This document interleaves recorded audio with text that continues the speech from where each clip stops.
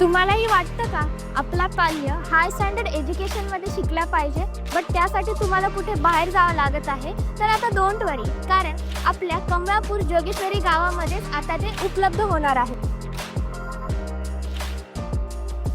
नमस्कार छत्रपती संभाजीनगर. आज आपण आलेलो आहोत दवंडे विद्यालय इथे.